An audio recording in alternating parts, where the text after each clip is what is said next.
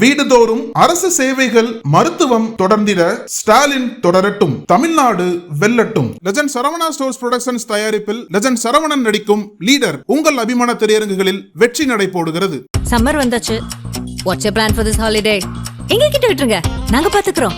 GT Holidays, South India's #1 travel brand. இந்த வாட்டி வெயில் கொஞ்சம் ஓவர் தான். ஏன்னா தலைவர்கள் எல்லாம் மாறி மாறி பேசுகிறாங்க.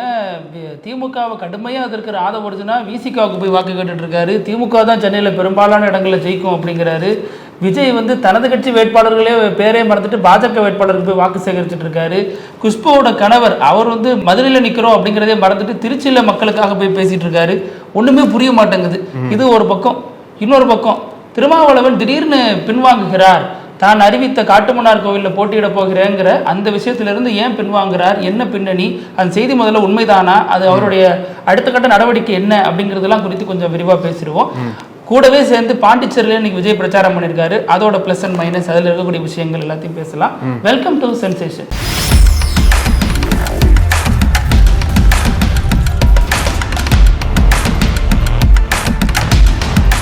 வாங்க பிருத்திவி. வணக்கம் அழகு. நீங்க சொன்னீங்க இல்லையா, திருமாவளவன் பின்வாங்குகிறாரா அப்படின்ற ஒரு கேள்விதான் இன்னைக்கு பேசு பொருளா மாறி இருக்கு. அந்த கேள்விக்கு பின்னாடி இருக்கக்கூடிய காரணம் என்ன அப்படின்னா, இது வரைக்கும் நம்ம பேசிட்டு இருக்க டைம் வரைக்கும் திருமாவளவன் வேட்புமனு தாக்கல் பண்ணல. அப்போ மண்டே ஒரு நாள் தான் டைம் இருக்கு. ஏறக்குறைய எல்லா கட்சி வேட்பாளர்களும் வேட்புமனு தாக்கல் பண்ணிட்டாங்க. அந்த கட்சியை சேர்ந்த பல முக்கியமான தலைவர்கள் எல்லாம் வேட்புமனு தாக்கல் பண்ணி முடிச்சு பிரச்சாரத்தை ஆரம்பிச்சிட்டாங்க. ஆனா திருமாவளவன் மட்டும் எதற்காக வேட்புமனு தாக்கல் பண்ணல, அப்ப வந்து இந்த போட்டியிலிருந்து பின்வாங்குகிறாரா அப்படின்ற கேள்வி இப்ப எழுந்திருக்கு. ஏன்னா முன்னாடியே காட்டுமன்னார் கோவில் தொகுதியில போட்டி போடுறதா அவர் அறிவிச்சாரு. அவர் தான் வேட்பாளர்னு சொல்லிட்டு அறிவிச்சார். அதுவே எல்லாத்துக்கும் பெரிய சர்ப்ரைஸா இருந்தது. இன்னொரு சர்ப்ரைஸ் என்ன அப்படின்னா, ஷானவாஸுக்கு இந்த வாட்டி சீட் கொடுக்கல. இதெல்லாம் ஒரு பக்கம் சர்ப்ரைஸா இருந்தாலும் திருமாவளவன் மீண்டும் சட்டமன்ற தேர்தலுக்கு திரும்புறார் அப்படின்றதே வந்து தமிழ்நாடு முழுக்க பேசு பொருளா மாறுனுச்சு. அதுக்கு அவரே பல காரணங்களை சொன்னார். பாஜக வந்து டிஎம்கே கூட்டணியை வந்து உடைச்சிருவாங்க, டிஎம்கே மெஜாரிட்டியா வந்தாலும் இங்க பாஜக வந்து அந்த கூட்டணியை சதறடிச்சிருவாங்கன்னு சொல்லிட்டு பல குற்றச்சாட்டுகளை சுமத்தி, இந்த மாதிரி ஒரு முக்கியமான தருணத்துல தமிழக அரசியலோட போக்கு ஏதோ ஒரு வகையில தவறா போகுது அப்படின்னு தெரிஞ்சுதான் நான் வந்து இங்க மீண்டும் வரேன். அது மட்டும் இல்லாம இன்னொன்னு என்ன சொன்னாங்க அப்படின்னா, மெஜாரிட்டி வராது டிஎம்கேக்கு, எப்படி இருந்தாலும் கூட்டணி ஆட்சி தான் வரும், கூட்டணி ஆட்சி அப்படின்னா நான் மீண்டும் அமைச்சராகிறதுக்கு வாய்ப்பு இருக்குன்ற மாதிரி அந்த காரணம் சொல்லப்பட்டது. இத்தனை காரணங்கள் ஒரு பக்கம் அலசினாலும் இன்னொரு பக்கம் மீண்டும் திருமாவளவன் ஒரு முக்கியமான முடிவு எடுக்க போறாரு, அந்த முடிவு வந்து பின்வாங்க போறாரா அப்படின்ற கேள்விதான் இப்ப வந்து அதிகமா பேசப்படுது. அதான் இதுல வந்து இது இன்னொரு விஷயமும் இதுல கூடுதலா பார்க்க வேண்டியதா இருக்கு. சிதம்பரத்துல அவர் போட்டியிட்டு எம்பியா வெற்றி பெற்றார். அப்போ இவர் இங்க எம்எல்ஏவாக நின்று வெற்றி பெற்று விட்டால் சிதம்பரம் தொகுதியில இடைத்தேர்தல் வரும். அதுல யாரு நிக்கிறது, திமுகவா? ஏன்னா கடந்த முறை ஈரோட்டுல எல்லாம் வந்து நிக்கிறப்ப திமுக ஒரு முறை, அதாவது ஈவிகேஎஸ் இளங்கோவன் நின்னப்ப, அவரது மகன் நின்னப்ப அவங்களுக்கு ஒதுக்குனுச்சு. அதற்கடுத்து தேமுதிகலேருந்து வந்து சந்திரகுமாருக்கு அந்த வாய்ப்பை கொடுத்தாங்க. இப்போ அவருக்கு அந்த வாய்ப்பு வழங்கப்படலன்னு வச்சுங்களேன். ஆனா இந்த கூட்டணி கட்சிகள் இந்த இருக்கக்கூடிய இடங்கள்ல இடைத்தேர்தல் நடக்கிறப்ப அதை யார் போட்டிக்கிடணும், அதை எப்படி வெல்லணும் அப்படிங்கிறது இன்னொரு சிக்கல் வரும். அதற்கு பெரிய அளவுல பணச்செலவும் பண்ணணும். அது வந்து 6 சட்டமன்ற தொகுதிகள் உள்ளடக்கிய ஒண்ணு. அதுல நிறைய பண செலவு பண்ணணும், நேரத்தை செலவு பண்ணணும், நிர்வாகிகள் அதிக அளவுல ஒத்துழைக்கணும். இந்த மாதிரி நிறைய சிக்கல் இருக்கு. திரும்ப மறுபடியும் இல்ல தனி சின்னத்துல நிக்கணும் பாரு. அப்ப அதன் ரீதியாகவும் நிறைய வெற்றி வாய்ப்புகள் குறித்த வாதங்கள் போயிட்டு இல்ல. முதல்ல என்ன சொல்றாங்க அப்படின்னா, ஒருவேளை திரும்ப ஜெயிச்சிட்டான்னு வச்சுக்கோங்களேன், அது லோக்சபா சீட்டை ராஜினாமா பண்ணணும். அந்த சீட்டை பிசிக்காக கொடுக்க மாட்டாங்க, திமுக தான் நிப்பாங்கன்னு ஒரு பேச்சு ஓடிட்டு இருக்கு. அதைத்தான் சொல்லிட்டு இருக்கேன். அது கூட்டணி தொடர்பாக வர்றப்ப இந்த பிரச்சனை எல்லாம் இருக்கு. அதை தாண்டி அங்க இருக்கக்கூடிய நிர்வாகிகளும் யோசிப்பாங்க, நம்ம கொடுத்தோம் நிக்கிறாரு, மறுபடியும் வேணாங்கிறாரு, மறுபடியும் அவர் தொகுதியே நிக்கணும், அவர் கட்சியே நிக்கணும், அது எப்படிங்கிற அது ஒரு பிரச்சனை போகும். இன்னொரு கருத்துருவாக்கம் நடந்துட்டே இருந்துச்சு. திருமாவளவன் வந்து இப்போ மாநில அரசியலுக்கு கவனம் செலுத்துறது காரணம், தமிழ்நாட்டில் தொங்கு சட்டமன்றம் அமையுது, அதற்காக தான் இவர் தனது கட்சியை பலப்படுத்தணும் அப்படிங்கிற நோக்கத்தில் உள்ளே வராரு அப்படின்னு ஒரு விஷயம் பேசினாங்க. நாமளும் சொல்லியிருந்தோம். இந்த மாதிரியான ஒரு விஷயமும் பேசப்பட்டுட்டே வந்துச்சு. ஆனால் இப்போ நமக்கு கிடைக்கக்கூடிய தகவல்கள் என்னவா இருக்கு அப்படின்னா, விசிகாவை பொறுத்த வரைக்கும் இந்த மாதிரியான ஒரு நிலைப்பாட்டுக்கு நீங்கள் போகாதீங்க, நீங்கள் வந்து தேர்தலில் இந்த எலெக்ஷனில் போட்டியிட வேண்டாம் அப்படின்னு திமுக தலைமை வந்து அவர்கிட்ட வலியுறுத்தினதாக ஒரு தகவல். ஏன் வலியுறுத்தினாங்க அப்படின்னா, இப்போ நான் சொன்ன காரணங்கள் தான். ஒன்று இந்த மாதிரியான கருத்துருவாக்கும், இன்னொன்று இடைத்தேர்தல் நடந்தால் அது தேவையில்லாத ரிஸ்க், நமக்கு நல்லா போயிட்டு இருக்கப்ப அந்த ஃப்ளோலேயே போகும், நீங்கள் அதை கொஞ்சம் கன்சிடர் பண்ணி பாருங்க அப்படின்னு திமுக தலைமை சொன்னதாகவும், அதனால திரும்ப கொஞ்சம் யோசனையில் ஆழ்ந்ததாகவும் தகவல்கள் சொல்லுது. இப்போ இதில் வந்து நீங்கள் பார்த்தீங்கன்னா கடந்த திங்கட்கிழமை வந்து விசிகாவில் உயர்நிலை கூட்டம் கூட்டப்பட்டுச்சு. ஆன்லைனில் தான் அந்த மீட்டிங்லாம் நடந்துச்சு. அதில் ஷானவாஸ், அப்புறம் திருப்பூர் எம்எல்ஏ பாலாஜி, இவங்க 2 பேர் கலந்துக்கல, பனியூர் பாபு உள்ளிட்டோர் கலந்துக்கிட்டான்னு வச்சுங்களேன். அந்த கூட்டம் கிட்டத்தட்ட விடிய நடந்துச்சு. 9 மணிலேருந்து 2 மணி வரைக்கும் சொல்கிறாங்க. 10 to 3 அந்த ரேஞ்சில் சொல்கிறாங்க. ஸோ அந்த கூட்டத்தில் என்ன முடிவு எடுக்கப்படுச்சுன்னா, திரும்ப நிற்கட்டும் காட்டுமன்னார் கோவிலில், அது வந்து நாங்கள் வரவேற்கிறோம் அப்படின்னு விசிகா நிர்வாகிகள் கிட்டத்தட்ட 90% மேற்பட்டவர் வந்து ஆதரவு தெரிவிச்சிருக்காங்க. திரும்பவும் சரி நம்ம நிற்கலாங்கிற முடிவு தான் இருந்திருக்காரு. ஆனால் மறுபடியும் திமுகவினர் வந்து இதை வந்து வேறு விதமாக பார்க்குறாங்க. இது வந்து இப்போ நீங்கள் ரிசைன் பண்ணிவிட்டு இங்கே வெற்றி பெற்றால் அது தேவையற்ற சர்ச்சையை உருவாக்கும். நீங்கள் என்னதான் டெல்லிக்கு போனாலும் இங்கே உங்களால் வாட்ச் வச்சுக்க முடியுமே, நீங்கள் என்ன வேணாலும் நாங்கள் செஞ்சு தரோம், அதே நேரத்தில் நீங்கள் டெல்லியில் இருக்கும் பொழுது இங்கே உங்களால் அரசியல் பண்ண முடியாதுங்கிறது அது இப்போதைக்கு டெக்னாலஜி படி சாத்தியம் இல்லாத ஒன்று தானே, எப்படி இருந்தாலும் பண்ணலாம்ல அப்படிங்கிற வகையில் அவங்கள ஒரு கன்வின்ஸ் பண்ண முயற்சி பண்ணியிருக்காங்க. திருமாவளவன் கன்வின்ஸ் ஆகிட்டாரா அப்படின்னா நமக்கு இன்னும் அது குறித்த தகவல் தெரியல. ஏன்னா அவர் வந்து இன்னும் ஒரு நாள் இருக்கு. ஆனால் அறிவிப்பு நம்ம வீடியோ பேசி இந்த வீடியோ வெளியாகிறப்ப கூட இந்த அறிவிப்பு வெளியிடுவார். ஏன் அப்படின்னா திருமாவளவனுக்கு ஒரு சம்பவம் நடந்திருக்கு தனிப்பட்ட முறையில். பாஜகவிலிருந்து முக்கியமான ஒரு தலைமை பீடத்திலிருந்து முக்கியமான ஒரு தூதர் வந்து திருமாவை சந்திச்சு, நீங்க வந்து இந்த எலெக்ஷன்ல தனிச்சு மட்டும் நில்லுங்க, நீங்க வந்து எம்எல்ஏவா நில்லுங்க, அதுக்கப்புறம் நாம முடிவெடுத்துக்கலாம், தேவையான எல்லா ஃபண்டிங்கையும் நாங்க பாத்துக்கிறோம். அதாவது பாஜக இருந்து தொடர்ந்து பல முறை பாஜக இருந்து திரும்ப மீட் பண்ணிட்டு தான் வராங்க. பல முக்கிய நிர்வாகிகள் அவங்க வந்து நேரடியாக வரலனாலும் அவங்க ஒரு தூதரை அனுப்பி விடுவாங்க. அந்த மாதிரி திருமாவுக்கு இந்த சம்பவத்தில் ஒரு தூதர் வந்து அவர்கிட்ட சந்திச்சு பேசியிருக்காரு. ஆனால் திருமா வந்து கொள்கையில் உறுதியாக இருக்கக்கூடிய நபர், அதில் வந்து அவரை காம்ப்ரமைஸே பண்ண முடியாது. நடைமுறையில் அரசியலுக்காக சில காம்ப்ரமைஸ் பண்ணிப்பார், கொள்கையில் காம்ப்ரமைஸ்ங்கிறது அவருடைய அரசியல் பயணத்திலே கிடையாது. அதனால அவர் என்ன சொல்லியிருக்காரு, இதெல்லாம் வாய்ப்பே கிடையாது, நீங்க வந்து என்ன அக்சஸ் பண்றதுங்கிறது வாய்ப்பு இல்லாத ஒண்ணு, உங்களுடைய கொள்கை வேற, உங்களுடைய கோட்பாடு வேற, என்னுடைய கொள்கை வேற, என்னுடைய பயணம் வேற, அதெல்லாம் வாய்ப்பு இல்லை அப்படின்னவர் தான். பாஜகவிலிருந்து ஒருத்தர் இத்தனை முறை நம்ம வந்து பாஜகவோட கூட்டணி போக மாட்டோம்னு சொல்லியும் அகில இந்திய அளவில் நாம ஒருத்தர் மட்டும் தனியா இருக்கிறதுனால நம்மளை எப்படியாவது வீழ்த்திடலாம் அப்படின்னு தொடர்ந்து பாஜக முயற்சித்துட்டே வருது. இதை நீட்சியா இப்ப நம்ம கிட்டேயே இந்த எலெக்ஷன் டைம்ல வந்து நில்லுன்னு சொல்றாங்க, கூட்டணியை உடைக்கிறதுக்கான வேலையை பாருன்னு சொல்றாங்க. இது இப்படியே போனா நமக்கு இது நல்லது கிடையாதுங்கிறதுனாலதான் எம்எல்ஏவா நிக்க முயற்சி எடுத்திருக்காரு அவர். ஸோ அந்த அடிப்படையில் தான் இந்த ஒரு முடிவுக்கே வந்திருக்கிறதாக சொல்றாங்க. அதை நீட்சியா நம்ம பார்க்கிறப்ப இப்போ வந்து திரும்ப கன்வின்ஸ் ஆயிட்டாரா அப்படின்னா, திரும்ப வந்து அவ்வளவு எளிதில் ஒரு முடிவை அறிவிக்க மாட்டாரு, முடிவை அறிவிச்சிட்டாருன்னா பின்வாங்க மாட்டாருங்கிறது அவருடைய ட்ராக் ரெக்கார்டா இருக்கு. ஆனா இப்போதைக்கு இந்த சூழல்ல இந்த சிக்கல்லாம் இருக்கு, கூட்டணி சிக்கல், இதெல்லாம் வந்து தேவையில்லாத ஒரு பிரச்சனை, கட்சிக்குள்ளேயும் சில பிரச்சனைகள் ஓடிட்டு இருக்கு. இதையெல்லாம் கவனத்துல கொண்டுதான் நம்ம நிக்கணுமா வேணாமா அப்படிங்கிற ஒரு ஆலோசனை போயிட்டு இருக்கிறதாகவும், திரும்ப அதனாலதான் வேட்புமனு தாக்கல் பண்ண இவ்வளவு காலதாமதம் ஆனது அப்படிங்கிறதையும், திரும்ப போட்டிக்கிட்டு விரும்பல இந்த எலெக்ஷன்ல வேணாங்கிற மாதிரியும் ஒரு தகவல் உலாவிட்டு இருக்கு. ஆனா எல்லாமே நிபந்தனைக்கு உட்பட்டது. ஆமா, அது வந்து திரும்பவும் வந்து மறுக்கல, இது தொடர்ந்து எந்த கருத்தும் பதிவு பண்ணல. அதனால வந்து நம்ம எதிர்பார்க்கலாம், மண்டே ஒரு நாள் இருக்கு. ஏன்னா இன்னும் பல தலைவர்கள், முக்கியமா சொல்லணும், எடப்பாடி பழனிசாமியே கூட வேட்புமனு தாக்கல் பண்ண ஒரு நாள் தான் இருக்கு. எடப்பாடி பழனிசாமி கூட வேட்புமனு தாக்கல் பண்ண நினைக்கிறேன். அவங்க எல்லாமே வந்து மண்டே தான் தாக்கல் பண்ணுவாங்க. அந்த டைம்ல நிச்சயமா திருமாவளவனும் தாக்கல் பண்ணுவார் அப்படின்ற ஒரு எதிர்பார்ப்பு கட்சிக்குள்ள இருக்கு. ஏன்னா காட்டுமன்னார் கோவில் அந்த தொகுதி மக்களே வந்து ஏதோ ஒரு வகையில மீண்டும் ஒரு எதிர்பார்ப்பு கிளம்பி இருக்கு. அது ஒரு சிக்கல் இருக்கு நீங்க சொல்ற மாதிரி. 2016 நின்னாரு, அவங்க தோல்வியை தழுவினாரு. மீண்டும் வந்து இப்போ 10 வருஷம் கழிச்சு அந்த தொகுதி நிக்கிறாரு அப்படின்னா மக்களுடைய எதிர்பார்ப்பு இருக்கும், திருமாவளவன் நீங்க போட்டி போட போறாரு அப்படின்ட்டு. அப்ப திடீர்னு ஒரு 10 நாள் இடைவெளியில திடீர்னு பேக் அடிக்கும் போது அந்த தொகுதி மக்களிடையே பெரிய ஏமாற்றம் இருக்கும். அப்ப அந்த இடத்துல யார விசிக வேட்பாளரை போட்டாலும் உங்களுக்கு ஒரு பெரிய பின்னடைவாதான் இருக்கும் இல்லையா? இதுல வந்து ஸ்டார் கேண்டிடேட் நம்மள திரும்ப நிக்க போறாருங்கிற எதிர்பார்ப்பு மக்களுக்கு இருந்திருக்கும். இப்போ ஆல்ரெடி சிட்டிங் எம்எல்ஏவா இருந்து சிந்தனை செல்வனே வேற தொகுதிக்கு மாத்திட்டாங்க. ஆமா, அந்த மாதிரி வேற தொகுதிக்கு மாத்திட்டாங்க. இங்க வந்து இளங்குமரன் அல்லது இளமாறன் இந்த இதுல யாரோ ஒருத்தர் போட்டியிட போறாங்க அப்படிங்கிற தகவல் சொல்லப்படுது. இருந்தாலும் திரும்ப வந்து அந்த முடிவு எடுத்தா தானே இதெல்லாம் நடக்க போகுது, அதையும் பொறுத்து இருந்து பாருங்க அப்படின்னு நம்ம பேசுறப்ப விசிகவுண்டர் சொல்றாங்க. ஆனாலும் இதெல்லாம் எந்த அளவுக்கு சாத்தியம்னு தெரியல. இந்த செய்தி ஏன் கசிஞ்சிச்சு அப்படிங்கிறதுக்கும் இதுதான் பின்னணியா இருக்கு. இது வரைக்கும் நம்ம பேசுனதுதான் அதுக்கான காரணமா இருக்கு. ஆமா, யாரு கசைய விட்டாங்க? ஒருவேளை நீங்க சொன்னீங்க இல்லையா, பாஜக நபர் அவரு ஏதோ கசைய விட்டாரா, இல்ல பிசிகால இருந்து யாருன்னா கசைய விட்டாங்களான்னு தெரியல. எப்படினாலும் திருமாவளவன் வந்து மிக விரைவில் விளக்கம் கொடுப்பாரு, அல்லது அவர்கிட்ட இருந்து அறிக்கை வெளியாகும்.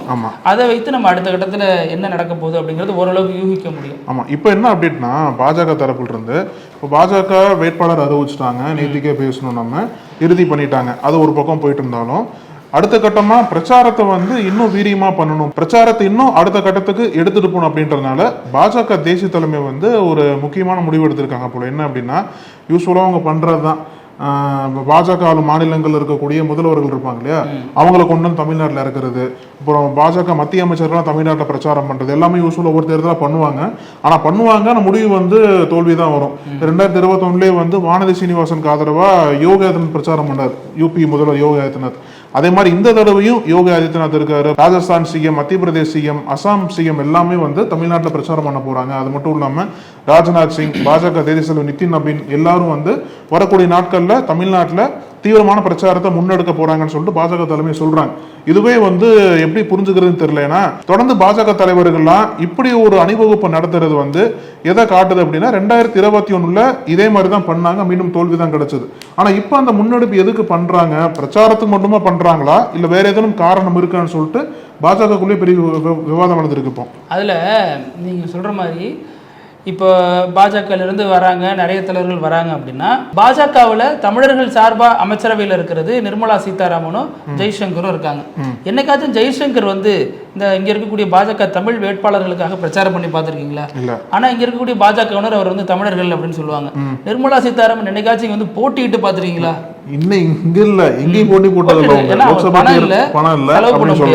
அப்போ இவங்க தமிழர்களை எந்த அளவுக்கு பாக்குறாங்க அப்படிங்கிறது இருக்கு. ரெண்டாவது, தமிழ்நாட்டுல பாஜகவோட முன்னாள் மாநில தலைவர், அவர் மீது உங்களுக்கு நமக்கு 1000 விமர்சனங்கள் இருந்தாலும் பாஜக வளர்த்ததுல அவருக்கு ஒரு முக்கிய பங்கு இருக்கு. அதன் மூலமாக அவரை வளர்த்துக்கிட்டதுலயும் அவருக்கு ஒரு பங்கு இருக்கு, மிகப்பெரிய அளவுல வளர்ந்துட்டார். ஆனா அவர் பேசின அரசியல்ங்கிறது நேரடி பெரியார் வெறுப்பு அரசியல் அவர் பெரும்பாலும் தொடமாட்டார். ஆனாலும் பெரியாருக்கு எதிரான கருத்துக்களை அங்க ஒண்ணு இங்க நம்ம சொல்லதான் செய்வாரு. இப்போ சீமான அளவுக்கு கூட ஒரு இறங்கி பெரியார் விமர்சிச்சு நம்ம பெரும்பாலும் அளவில் பார்த்துருக்க முடியாது. ஆனால் அவருக்கு வந்து ஓரம் கட்டப்படுறார். அது மாதிரியான பல முக்கியமான வாய்ப்புகள் அவருக்கு மறுக்கப்படுது. ஆனால் அவர் என்ன சொல்றாருன்னா, மே 4ஆம் தேதிக்கு அப்புறம் பாருங்க, நீங்க மறுக்கப்படுதுன்னு சொல்றீங்க, தமிழிசை என்ன சொல்றாங்க, அவங்களுக்கு சீட் மறுக்கப்படலை. நம்ம எப்படி புரிஞ்சுக்கணும் அப்படின்னா, சீட் மறுக்கப்படல ஆனா சீட் கொடுக்கல, அப்படிதான் புரிஞ்சுக்கணும். கமலஹாசன் மாதிரி சில இடத்துல பேசுவாங்க, இது ஒரு வெற்றிகரமான தோல்வி அப்படிம்பாங்க. வெற்றிகரமான தோல்வி.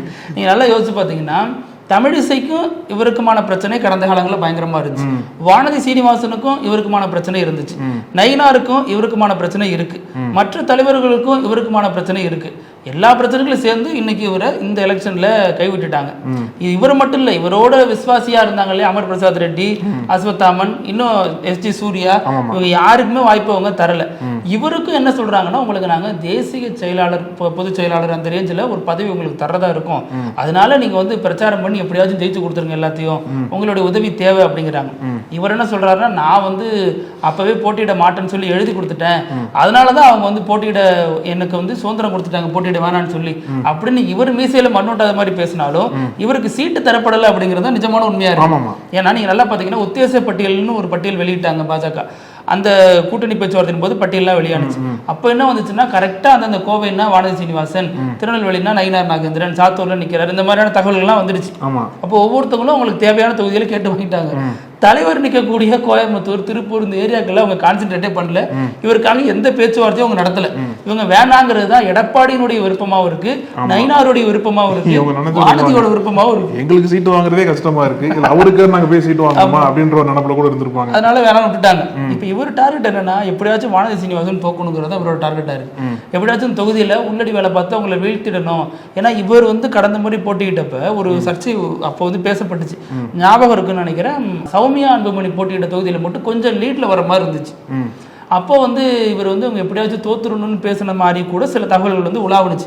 அதோட உறுதித்தன்மையை தாண்டி இந்த மாதிரியான சில விஷயங்களும் அப்ப பேசப்பட்டுச்சு. ஏன்னா இவரே வெற்றி பெறலைங்கிறப்ப அவங்களுடைய வெற்றி இவர் வந்து உகந்ததா இல்லை அப்படின்னு அவர் விரும்பினதாக சில தகவல்கள். அதாவது வானதி சீனிவாசனுக்கு யோகி ஆதித்யநாத் பிரச்சாரம் பண்ண போறாரு, அதை மீறி தோக்கடிச்சுடுவாரு அவரு, வாய்ப்பு இருக்குமா? ஆமாங்க, அங்க யோகி ஆதித்யநாத் இருக்கலாம், இங்க இவர் தானே இங்க யோகி. ஏன்னா இவர் வந்து வானதி சீனிவாசனுக்காக பிரச்சாரம் பண்ணலன்னா அவங்க ஜெயிச்சிருவாங்க, பிரச்சாரம் பண்ணாங்கன்னா அது பிரச்சனை. ஏன்னா இவர் வந்து நேற்று சொன்ன மாதிரி கேரளாவில் பிரச்சாரம் பண்ணியிருக்காரு, மகாராஷ்டிராவில் பண்ணியிருக்காரு, அப்புறம் கர்நாடகாவில் பண்ணியிருக்காரு.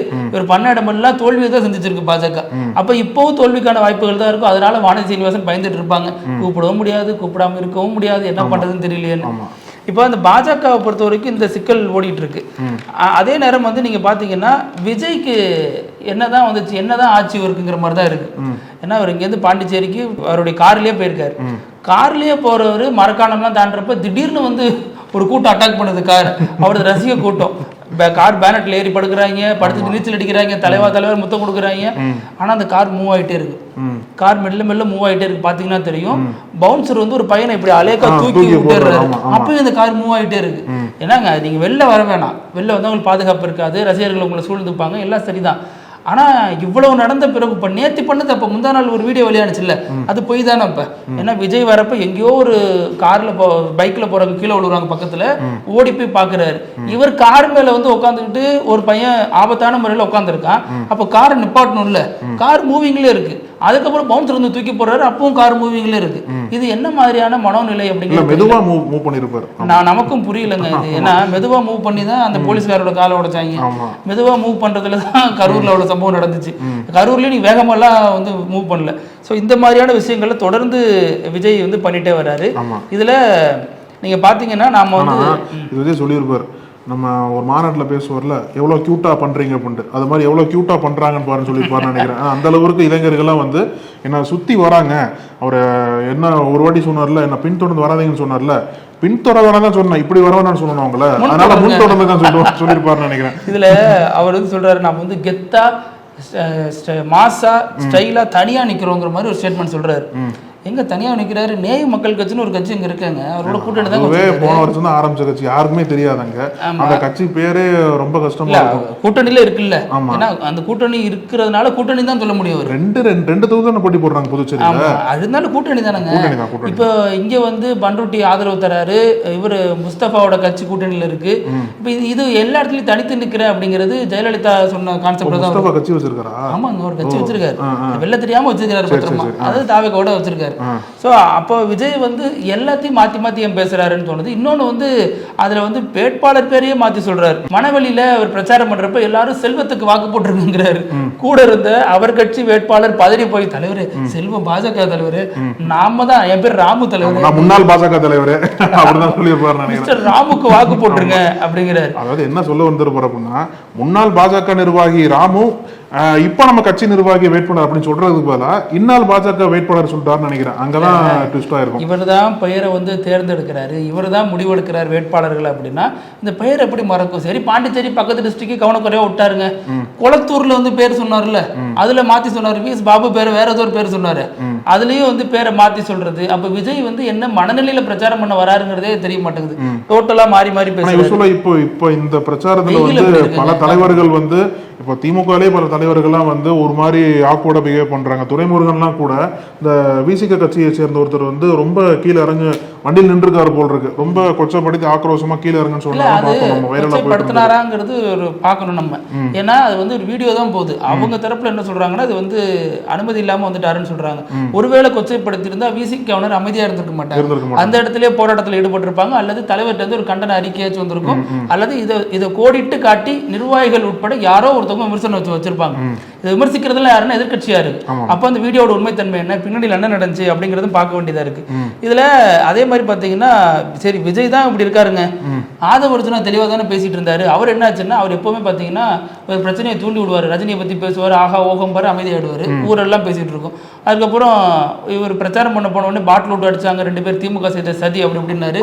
அதுக்கப்புறம் அந்த இடமே அமைதியாயிடுச்சு. அவர் தானே சொல்லணும் டெய்லியும் திமுக மோசமா பண்ணுது, அந்த பிரச்சனையை விடக்கூடாதுல்ல. அவர் கரூர் காரணம் காட்டி சொன்னார்ல, கரூர் மாதிரி இங்க ஒரு பிரச்சனை ஏற்படுத்த பார்த்தாங்க அப்படின்னு அவர் பிரச்சாரம் போற இடத்துல நடக்குதுன்னு விஜய் வச்சு சொன்னார். அதற்கும் அவர் ஒண்ணும் மேல இல்ல, அந்த பாட்டில வச்சு காமிச்சாரு, சிசிடிவி வச்சு காமிச்சாரு. அதுக்கப்புறம் போலீசார் நடவடிக்கை எடுத்தாங்களா இல்லையா இல்ல சொல்லணும்ல அவரு, அதுவும் சொல்றதுல. சரி விடுங்க. இப்ப என்னடா விசிகாவுக்கு போய் வாக்கு கேட்டுட்டு இருக்காரு. அக்கா விசிகாவுக்கு வாக்கு போட்டுருங்க அப்படிங்கிறாரு. விடுதலை சிறுத்தைகளுக்கு டக்குனடி மாத்திட்டாரு. இன்னும் பழைய பாசம் விட்டு போல போறது தலைவருக்கு அப்படிங்கிற மாதிரி. அதுவும் இல்லாம திமுக வந்து சென்னையில 16 தொகுதியில 13 தொகுதியில திமுக தான் ஜெயிக்கும் அப்படின்னு இவர் சொல்றாரு. சொல்லிட்டு தமிழ்நாடு முழுக்க விஜய் வந்துருவாருங்கிறார். 16ல 13 திமுக ஜெயிக்குங்கிறப்ப நமக்கு ஜர்க்காகுது. அவருக்கு ஏதோ ஒரு ஃப்ளோல பேசுறாருன்னா கூட இருக்கிற நிர்வாகிகளை வச்சு சமாதானப்படுத்தணும்ல. மாத்தி பேசுறீங்க எல்லாருமே ஃப்ளோல போனா கட்சி வாக்கு ஃப்ளோல போயிடுமே. ஆனா இன்னைக்கு புதுச்சேரி போலீஸ்காரங்க பண்ணாங்க பாத்தீங்களா, அது என்னன்னு தெரியல. இந்த மாதிரி ஒரு அசம்பாவிதம் நடந்துடக்கூடாது. ஏன்னா தொடர்ச்சியா பார்த்துட்டு இருக்கோம் தமிழ்நாடு முழுக்க ஏதோ ஒரு வகையில விஜய் கூட்டத்துல சில பேர் மைக் அடிச்சு விழுறாங்க, சில அசம்பாவிதம் நடக்குது பார்த்துட்டு இருக்கோம் இல்லையா. அதுக்கு புதுச்சேரி போலீஸ்காரங்க அலர்ட்டா இருந்துட்டாங்க, ரொம்ப இதுவா பிஹேவ் பண்ணி ரொம்ப ஸ்ட்ரிக்டா இருந்திருக்காங்க போல் இருக்கு, தடியடி நடத்தி இருக்காங்க. அப்புறம் ஒரு போலீஸ்காரங்கலாம் சில பேர் ஒரு 2 வீலர் சாவிலாம் அப்படியே பிடுங்குறாங்க, ஒவ்வொன்றா பிடிக்கிட்டே வராங்க சாவியில். ஏன்னா நீங்கள் இது பண்ணாதானே ஃபாலோ பண்ணி வருவீங்க அப்படின்னு சொல்லிட்டு ரொம்ப அலர்ட்டாக இருந்து ஏதோ ஒரு வகையில் பல சம்பவங்களை தவிர்த்துருக்காங்க. பல பேருக்கு தடியடி நடந்திருக்கு தாவேகா தொண்டர்களுக்கு. இதுவுமே ஆதவர்ஜனா சொல்றது தான் ஞாபகத்துக்கு வருது. அவர் தான் கொஞ்ச நாள் முன்னாடி பேட்டியில் சொன்னார், இங்கே நீங்கள் பர்மிஷன், என் தலைவருக்கு பர்மிஷன் தர மாட்டேங்கிறீங்க, அவருக்குரிய பாதுகாப்பும் தர மாட்டேங்கிறீங்க. பாண்டிச்சேரியில் பாருங்க, சின்ன சின்ன ரோடு தான் எல்லாமே.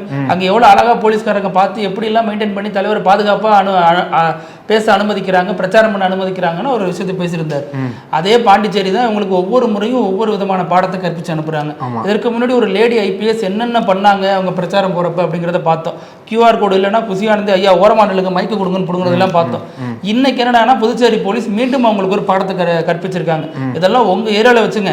பாண்டிச்சேரி பார்டர் உள்ள வந்த உடனே அத்தனை இளைஞர்களையும் போலீஸார் தடுத்து நிறுத்தினாங்க. இந்த மாதிரியான ரோட் ஷோ நீங்க பின்னாடி வரக்கூடாதுன்னு சொல்லி சாவியை பிடுங்கி அவங்க தடியடிலாம் நடத்தினாங்க. அப்போ விஜய் வந்து இதை திமுக சதின்னு சொல்லுவாரா? அதுவுமே ஒரு கேள்வியா இருக்கு. ஏன்னா ஒரு படம் வருதுல்ல உங்களை ட்ரோல் பண்ணி, அதுவும் திமுக பாஜகவோட சதின்னு சொல்றாரு. அப்போ இதை வந்து தடியடி சினிமா படம் வருது. ஆமா, இப்ப தடியடி நடத்துறத வந்து விஜய் கண்டிக்கணும்ல. ஏன் விஜய் கண்டிக்கல அப்படின்னா இவர் அதை எதிர்பார்க்கிறாரோன்னு தோணுது.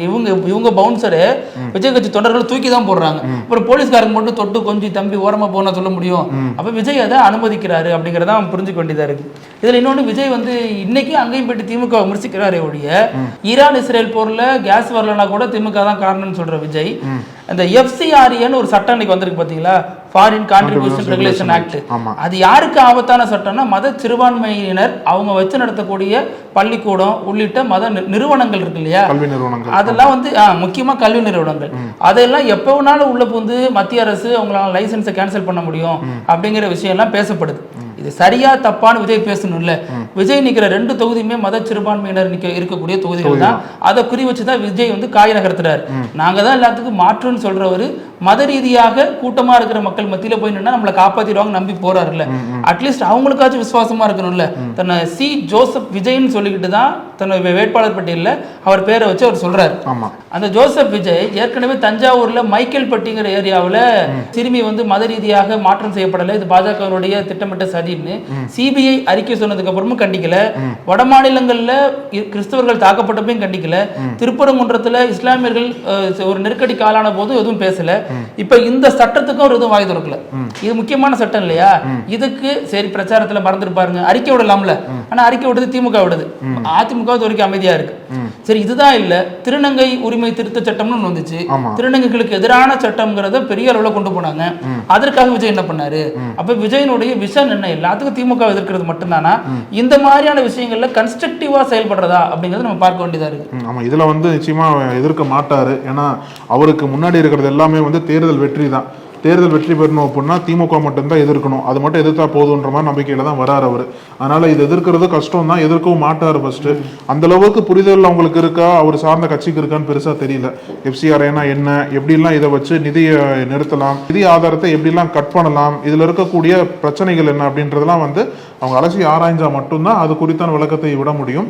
அதற்கு அவர் கையில டைமும் இல்ல, அதற்கு விருப்பமும் இல்லைன்னா தெரியுது நமக்கு. அவரே ஜூம்ல தான் பேச போறாருங்கிற தகவலும் சொல்லப்படுது. ஆமா, இப்போ காங்கிரஸ் பத்தி பேசுறதுக்கு முன்னாடி தாவேகா வேட்பாளர் ஒருத்தர் இருக்காருல, சத்யகுமார், அவர் வந்து திருத்தணியில போட்டி போடுறாரு இல்லையா, வாழும் அம்பேத்கர்.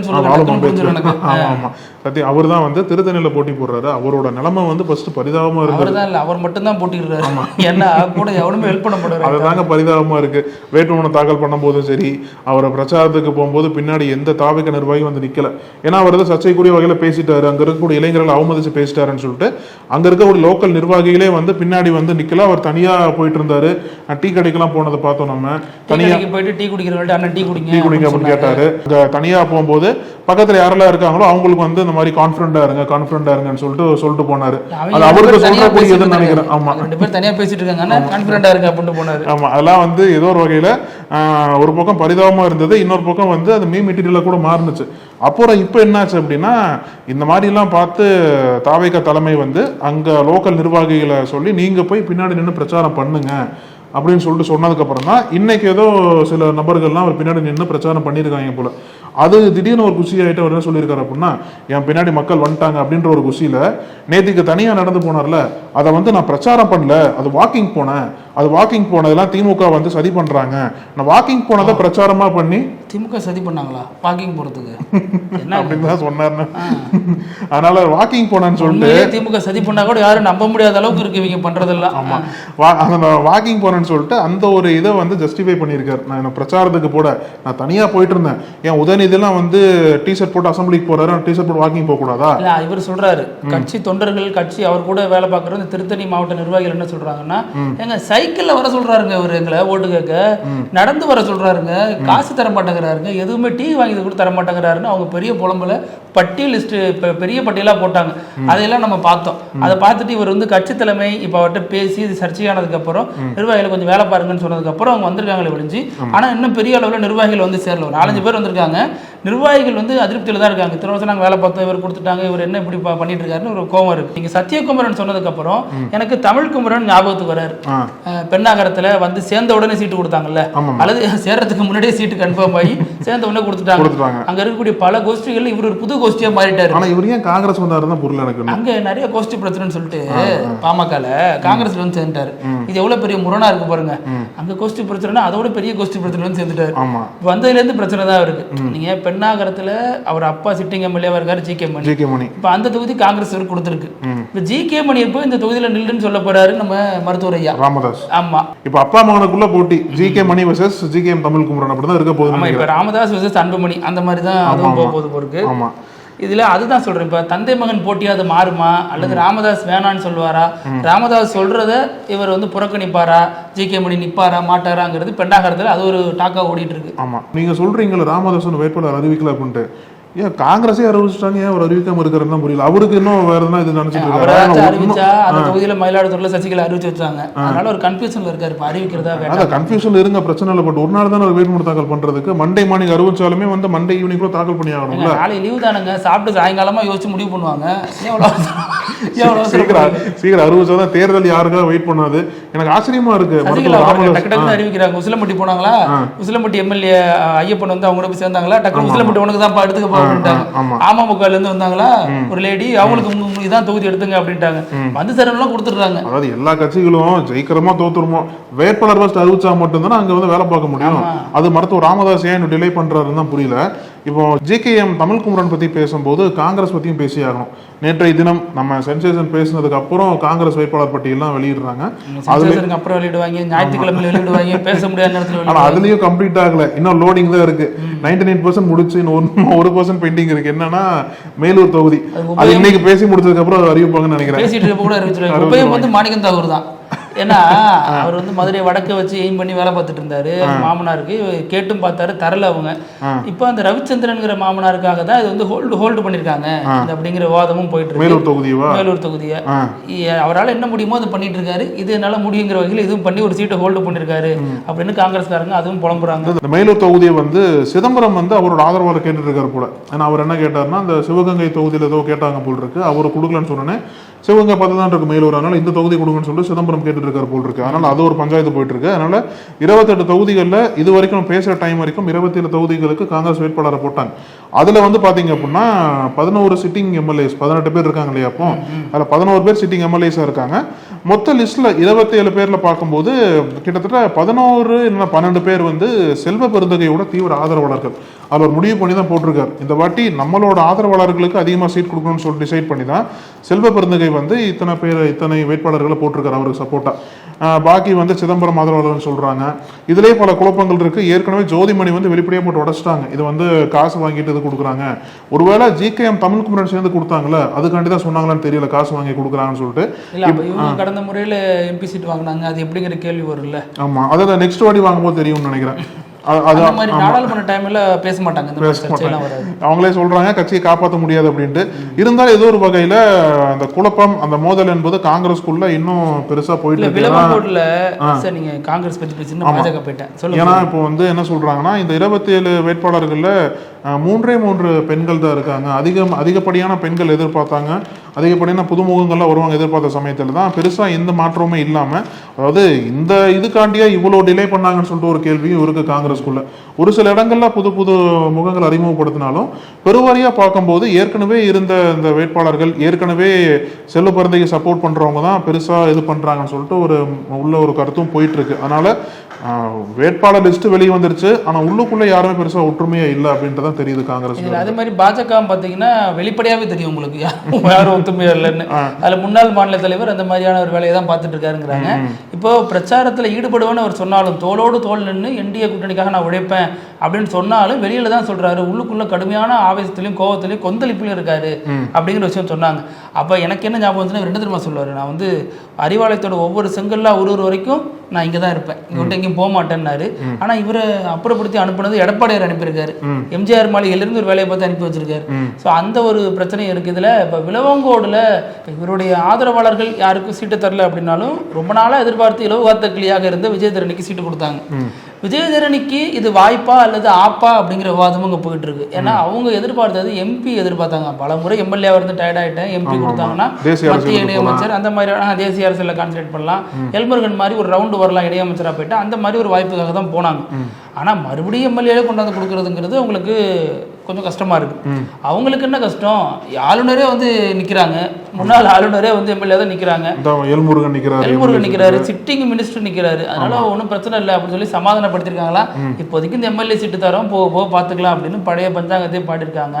அதனால வேற வழி இல்லாம அது எப்பவுமே காங்கிரஸுக்குன்னு ஒதுக்குன தொகுதி இருந்தாலும் முயற்சி பண்ணி பார்ப்போம்னு இந்த முறை களத்தில் இறங்கியிருக்காங்க அப்படின்னு தகவல்கள் நமக்கு. போன முறையே ஜெயிச்சதுக்கு மிக முக்கியமான காரணம் அவங்க காங்கிரஸ் வேட்பாளராக இருந்தாங்க, காங்கிரஸுக்கு அங்கே பெரிய ஒரு இன்ஃப்ளூயன்ஸ் இருக்கு அப்படின்ட்டு. ஆனா அந்த 5 வருஷத்துக்குள்ள கட்சியை மாறி சின்னத்தை மாறி அதே விஜயதரணி மீண்டும் நிக்க போறாங்க. அவங்களுக்கு எப்படி வரவேற்பு இருக்குன்னு சொல்லிட்டு மே 4 தெரிஞ்சிடும். அதே மாதிரி தான் ஓபிஎஸ் நிக்கிறாரு, கட்சி மாதிரி சின்ன மாதிரி நிறைய காமெடிகள் இந்த நிகழ்ச்சியில் நடக்குது, இந்த எலெக்ஷன்ல நடக்குது. ரிசல்ட் அன்னைக்கு பயங்கரமான பரபரப்பு காத்திருக்கு. ஆமா. இப்போ நம்ம வீடியோவோட இறுதி பகுதி வினோத செய்தி. நம்ம இப்போ சோசியல் மீடியா யுகத்தில் வாழ்ந்துட்டு இருக்கோம். சோசியல் மீடியா யுகம்னு சொல்லும் போதே எந்த அளவுக்கு அதில் வந்து கன்ஸ்ட்ரக்டிவான, எந்த அளவுக்கு நல்ல ஒரு விஷயங்கள் பார்க்குறோமோ அதே அளவுக்கு அதுக்கு ஆப்போசிட்டாக இருக்கக்கூடிய போலியான செய்திகள், ஃபேக் எல்லாமே பார்த்துட்டு இருக்கோம். அதில் எப்படிலாம் வந்து மார்ஃபிங் பண்ணுறாங்க, ஏஐ வச்சு எப்படிலாம் புதுசாக உருவாக்குறாங்க, ஒரு செய்தி எப்படி டேமேஜ் பண்ணுறாங்க, எப்படிலாம் ஃபேக் நியூஸ் வந்து ஸ்ப்ரெட் பண்ணுறாங்கன்னு சொல்லிட்டு பார்த்துட்டே இருக்கோம் இல்லையா. அந்த ஃபேக் நியூஸ் அது என்பது எல்லாத்துக்கும் பொருந்தும். அது வந்து உலக தலைவர்கள் ஆரம்பிச்சு செலிபிரிட்டி வரைக்கும் எல்லாருக்கும் பொருந்திட்டு இருந்த ஒரு ஃபேக் நியூஸை இப்போ ஒரு ஆமைக்கு பொருந்த வச்சுட்டாங்க ஃபேக் நியூஸை. என்ன ஆமை என்ன அணிலா கட்டிட்டாங்களா? ஆமை அணிலா காட்டல. ஐயோ, ஆமை அணில் நம்ம ஊர் பாலிடிக்ஸ் ஆச்சு. ஐயோ, தெரியாம சொல்லிட்டேன். ஆமா, பாத்துக்கங்க. இதுல என்னன்னா 194 வயதுடைய ஜானத்தன் அப்படின்ற ஒரு ஆமை, 194 வயசு, கிட்டத்தட்ட 200 வயசு ஆக போகுது. ஆமா, 2031 தேர்தல் வரும்போது 200 வயசு ஆயிருக்கும் அந்த ஆமைக்கு. ஜானத்தன் அப்படின்ற ஆமை வந்து மூளை எப்படி யோசிக்குது பாருங்க, வேற உதாரணமே கிடையாது. எலெக்ஷன் ஒட்டி தான் நீங்க யோசிக்கிறீங்க. எலெக்ஷன்ல தானே வாழ்ந்துட்டு இருக்கோம் நம்ம. அந்த ஜானத்தன் அப்படின்ற ஆமை வந்து சவுத் அட்லாண்டிக் ஓஷன்ல இருக்கக்கூடிய செயின்ட் ஹெலனா அப்படின்ற ஒரு தீவுல வந்து வாழ்ந்துட்டு இருக்கு போல. அது என்ன பண்ணிட்டாங்க, சில பேர் வந்து இந்த ஆமை இறந்து போச்சு அப்படின்னு ஒரு ஃபேக் நியூஸை ஸ்ப்ரெட் பண்ணி விட்டாங்க போல. அப்புறம் அந்த ஆமையை பராமரிக்க என்ன சொல்லியிருக்காங்க அப்படின்னா, ஜானத்தன் ஆமை வந்து இறக்கல, உயிரோட தான் இருக்கு, நல்லா தான் இருக்குன்ற மாதிரி ஒரு விளக்கத்தை கொடுத்துருக்காங்க. அப்புறம் தான் அந்த ஃபேக் நியூஸ் வந்து எப்படிலாம் யூஸ் பண்ணுறாங்க, எப்படிலாம் அட்டென்ஷன் சீக்கிங்க்கு, ஒரு அட்ராக்ஷனுக்காக எப்படிலாம் யூஸ் பண்ணுறாங்கன்னு சொல்லிட்டு இதுக்கே வந்து இது எதிர்ப்பாக கமெண்ட் பண்ணுறாங்க. ஜோனாதன் செத்துட்டாரா அப்படிங்கிற மாதிரி தான் பதட்டமாக இருப்பாங்க, சிவாஜி செத்துட்டாராங்கிற மாதிரி. அது மாதிரி தான். ஆனால் இப்படி எல்லாம் ஒரு ஃபேக் நியூஸ் வந்து அவங்க நீண்ட ஆண்டு காலம் வாழ்வாங்க அப்படின்னு ஒரு நம்பிக்கை, ஒரு மூட நம்பிக்கை, அது மாதிரி ஒரு விஷயம் இருக்குல்ல. நம்ம ஊர்ல பல நடிகர்கள் வந்து திடீர்னு போயிட்டாங்க அப்படின்னு செய்திகள்லாம் தவறாக வரும், வதந்தி. மறுபடியும் அவங்க நீண்ட காலம் நிலைத்து இருக்கிறதையும் நம்ம பார்த்துருக்கோம். அதனால அந்த ஆமையை 200 அடிச்சு என்ன 500க்கு போகட்டும் அப்படிங்கிற நம்ம வாழ்த்திட்டு நிகழ்ச்சியை க்ளோஸ் பண்ணிக்கலாம். இதே மாதிரி மீண்டும் பல செய்திகளோட சந்திக்கலாம். அழகு, நன்றி. நன்றி பிருத்திவி. நக்கீரன் டிவிக்கு சப்ஸ்கிரைப் செய்யுங்கள். உங்கள் ஆதரவே எங்கள் பலம். ஆசிரியர்களுக்கு நண்பனாகவும் மாணவர்களுக்கு ஆசானாகவும் திகழும் தேர்வு வழிகாட்டி. ஒவ்வொரு பாடத்திற்கும் அனுபவமிக்க ஆசிரியர்களின் துல்லியமான தெளிவான விடைகள். CNC இருக்கு, தேர்வு பயம் எதற்கு? இது தீரன் பப்ளிஷிங் ஹவுஸ் விற்பனை வெளியீடு.